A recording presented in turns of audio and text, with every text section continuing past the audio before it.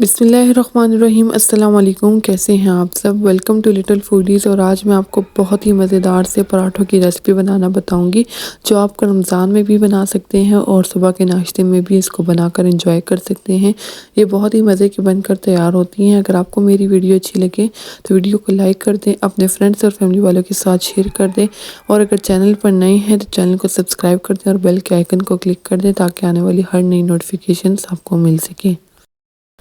पराठा बनाने के लिए सबसे पहले मैं इसके लिए आटा गूंद लूँगी और इसकी डो तैयार कर लूँगी। तो इसके लिए यहाँ पर सबसे पहले मैंने 3 कप मैदा लिया है। इसमें मैं 1 चाय का चम्मच नमक शामिल कर लूँगी। आप अपने टेस्ट के मुताबिक नमक डाल लीजिएगा।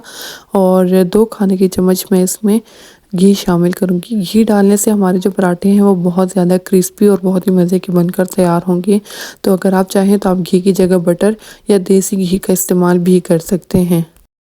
घी को मैदे में बहुत अच्छे से मिक्स कर लेना है, और जब इसका इस तरह से क्रम्बल्स बनना शुरू हो जाए, इस तरह से घी और मैदा इकट्ठा होना शुरू हो जाए, तो इसके बाद आप लोगों ने इसमें पानी शामिल कर लेना है। आप देख सकते हैं इस तरह से गुठली सी इसकी बननी चाहिए।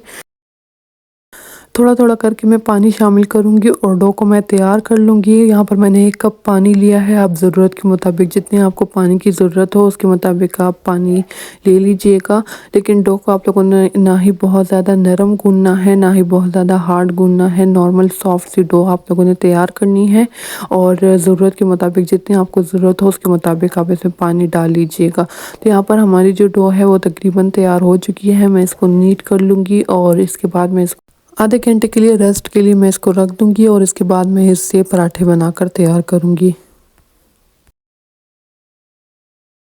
यहाँ पर डो को आधा घंटा हो चुका है और इसके बाद मैं इसके पेड़े तैयार कर लूँगी। यहाँ पर आप देख सकते हैं कितनी सॉफ्ट और मज़े की डो हमारी बनकर तैयार हुई है।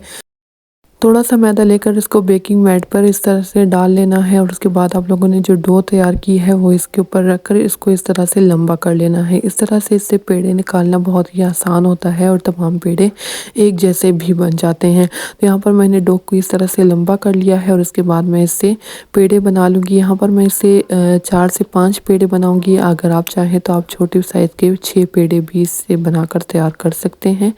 और यहाँ पर पेड़े को अलग कर लेने के बाद मैं इसको अच्छे से राउंड शेप में इसको दे दूंगी।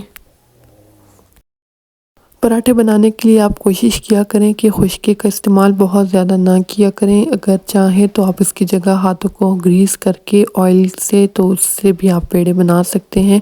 लेकिन खुश्की का इस्तेमाल बहुत ज़्यादा ना किया करें, इससे जो पराठे होते हैं वो बहुत ज़्यादा सख्त बनकर तैयार होते हैं।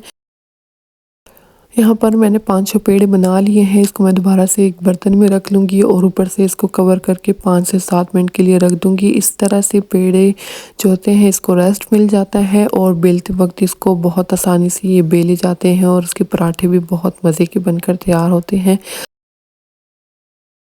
और यहाँ पर जो हम लोगों ने पेड़े बनाए थे उसको 5 से 7 मिनट हो चुके हैं। एक पेड़ा लेना है, और जैसे नॉर्मली रोटी हम लोग घरों में बनाते हैं वैसे ही आप लोगों ने इसको लंबाई में बेल लेना है। जितना पतला हो सके उतना ही पतला आप लोगों ने बेलना है, और लंबाई में भी आप लोगों ने लंबा बेल लेना है। यहाँ पर मैंने इसको बेल लिया है। उसके बाद मैं ब्रश की मदद से इसके ऊपर घी लगा लूँगी। घी के पराठे बहुत ज़्यादा मज़े के बनकर तैयार होते हैं, तो इस वजह से यहाँ पर मैं घी का इस्तेमाल कर रही हूँ। और साथ ही साथ मैं इसमें बहुत थोड़ा सा मैदा इसके ऊपर डस्ट कर लूँगी, और इसके बाद मैं इसको छुरी की मदद से इस तरह से कॉर्नर से काट लूँगी। और इसके बाद आप लोगों ने इसको फोल्ड करते हुए इसको कॉर्न की शेप दे देना है। इस यहाँ पर मैंने इसका कॉर्न शेप बना लिया है। हाथों की मदद से आप लोगों ने इसको दोबारा से थोड़ा सा फ्लैट कर लेना है, और यहाँ पर आप बहुत ध्यान से देख सकते हैं इस तरह से आपको उन्होंने इसको ट्विस्ट करते हुए इसको घुमाना है, और इसको पेड़े का दोबारा से शेप दे देना है। यहाँ पर हमारा पहला पेड़ा बनकर तैयार हो चुका है। यहाँ पर हमारा पहला पेड़ा बनकर तैयार हो चुका है, और दूसरी रोटी को मैंने इस तरह से लंबाई में बेल लिया है, और घी मैं इसके ऊपर ब्रश की मदद से लगा लूँगी। और इसके बाद जो हम लोगों ने मैदा है उसके ऊपर डस्ट कर लेना है। और दूसरी रोटी को शेप देने के लिए यहाँ पर आप देख सकते हैं पहले आप लोगों ने इसको इस तरह से फोल्ड कर लेना है। जैसे हम लोगों ने बचपन में पंखे बनाते थे कागज़ से, वैसे ही आप लोगों ने इसको इस तरह से शेप देना है। बहुत हल्के हाथ से आप लोगों ने इसको उठाना है, आगे की तरफ लेकर जाकर इसको दोबारा से इस तरह से रख लेना है, और इसी तरह से इसके और इसी तरह से इसको शेप दे देना है। इसके बाद आप लोगों ने इसको बहुत हल्के हाथ से इसको दबाना है और इसको इस तरह से फ्लैट कर लेना है और व्हील की तरह आप लोगों ने इसको घुमाकर इसको इस तरह से पेड़े की दोबारा से शेप दे देना है। और पेड़े का जो आखिरी एज है इसको थोड़ा सा दबाकर और थोड़ा सा फ्लैट कर लेना है और उस पेड़े को इसके ऊपर इस तरह से रख लेना है। तो यहाँ पर हमारा दूसरा पेड़ा भी बनकर तैयार हो चुका है। तीसरी रोटी बनाने के लिए दोबारा से मैंने रोटी को बेल लिया है। इसके ऊपर मैंने घी ब्रश की मदद से लगा लिया है और ऊपर से मैंने मैदा भी डस्ट कर लिया है। तो तीसरा शेप देने के लिए यहाँ पर मैं इसको राउंड शेप में इसको फोल्ड करूँगी, जैसे कि यहाँ पर आप देख सकते हैं। इस तरह से आप लोगों ने इसको गोल गोल घुमाते हुए इसको इस तरह से लंबाई में फोल्ड कर लेना है। इसके बाद दोनों हथेलियों की मदद से मैं इसको मज़ीद थोड़ा सा और पतला कर लूँगी और इसके बाद मैं इसको पेड़े का शेप दे दूँगी। तो यहाँ पर आप देख सकते हैं, पहले इसको इस तरह से घुमाना है और इस तरह से जो लास्ट पीस होगा उसको आप लोगों ने पेड़े के नीचे रख कर इसको दबा देना है। तो यहाँ पर हमारा तीसरा पेड़ा भी बनकर तैयार हो चुका है। और सबसे पहले जो हम लोगों ने पेड़े को कौन शेप दिया था वो मैं यहाँ पर बेल लूँगी। थोड़ा सा मैदा डस्ट कर लेना है और उसके बाद आप लोगों ने पेड़ा रख कर इसको बेल लेना है। पेड़े को आप लोगों ने बहुत ज़्यादा पतला नहीं बेलना और ना ही साइज़ में बहुत ज़्यादा बड़ा करना है। पराठे छोटे छोटे ही अच्छे लगते हैं। तो यहाँ पर आप लोगों ने इसको बेल लेना है और बहुत हल्के हाथ से आप लोगों ने इसको बेलना है। तो यहाँ पर मैंने इसको बेल लिया है और आप देख सकते हैं। इसके बाद मैं आपको इसको फ्रीजिंग का तरीका भी सिखा देती हूँ। यहाँ पर मैंने एक प्लास्टिक लिया है, इसके बीच में आप लोगों ने इस पराठे को रखना है और ऊपर से आप लोगों ने इसको कवर कर लेना है। यहाँ पर मैंने थोड़ा सा साइज़ में बड़ा प्लास्टिक लिया है। अगर आप छोटे साइज़ के प्लास्टिक लेना चाहते हैं तो आप लोगों ने इसके बीच में पराठा रखना है, ऊपर से आप लोगों ने दूसरा प्लास्टिक रखना है और ऊपर से आप लोगों ने दूसरा पराठा रख के दोबारा से प्लास्टिक से कवर कर देना है। और यहाँ पर जो हम लोगों ने तीसरे नंबर पर पेड़े को लंबाई में रोल किया था और इसको मैं बेल रही हूँ और पराठे का शेप दे दूँगी। बहुत ज़्यादा बड़ा नहीं करना और ना ही बहुत ज़्यादा इसको पतला करना है। तो इसको भी बेल लेने के बाद मैं इसको प्लास्टिक में कवर कर दूँगी और इसको मैं फ्रीज़ कर लूँगी। इसको आप 1 से 2 महीने के लिए फ्रीज़र में रख सकते हैं। और जो मदर्स जॉब करती हैं या जिनके बच्चे स्कूल जाते हैं तो उनके लिए ये रेसिपी बहुत ज़्यादा इजी होगी। आप इसको बनाकर फ्रीज़र में रख लें और जब चाहें आप निकाल कर इसको बना सकेंगे। तो दोबारा से मैं इसको प्लास्टिक से कवर कर दूंगी और इसको मैं फ्रीज़र में रख कर इसको मैं फ्रीज़ कर लूँगी। यहाँ पर मैंने मीडियम हाई फ्लेम पर तवे को पहले से गर्म कर लिया था और उसके बाद आप लोगों ने इसके ऊपर रोटी डाल लेनी है। एक तरफ से इसके ऊपर हल्का सा कलर आने के बाद आप लोगों ने इसकी साइड्स चेंज करनी है और ज़रूरत के मुताबिक आप इसके ऊपर घी डाल सकते हैं। यहाँ पर मैंने हाफ़ टेबल स्पून इसके ऊपर घी डाला है और इसको मैं चिमटे की मदद से थोड़ा सा आगे पीछे करूँगी ताकि इसके ऊपर बहुत खूबसूरत सा कलर आ जाए।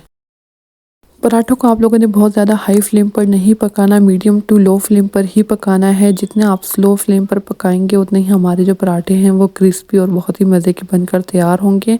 तो पहला पराठा हमारा बन चुका है, दूसरा पराठा हमारा बन रहा है। इसको ऊपर भी मैंने आधा खाने के चम्मच घी शामिल कर लिया है।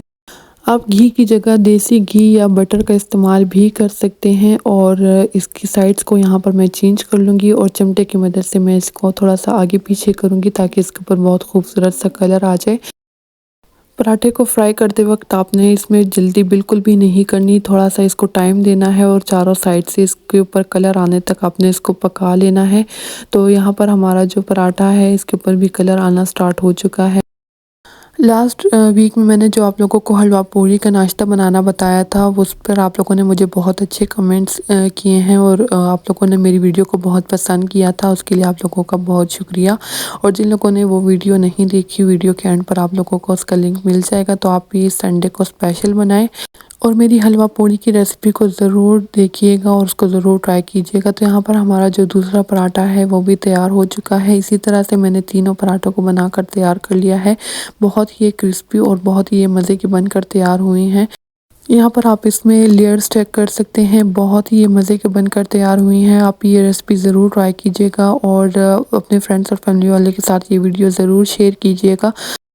अगर आपको मेरी वीडियो अच्छी लगी हो तो वीडियो को लाइक कर दें, अपने फ्रेंड्स और फैमिली वालों के साथ शेयर कर दें और अगर चैनल पर नए थे तो चैनल को सब्सक्राइब कर दें और बेल के आइकन को क्लिक कर दें ताकि आने वाली हर नई नोटिफिकेशंस आपको मिल सके। इसके अलावा आप मुझे फेसबुक, इंस्टाग्राम और टिकटॉक पर भी फॉलो कर सकते हैं, उसका लिंक भी नीचे डिस्क्रिप्शन में मौजूद है। अपने ढेर सारी दुआओं में मुझे और मेरी फैमिली वालों को याद रखिएगा। Thank you. अल्लाह हाफिज़।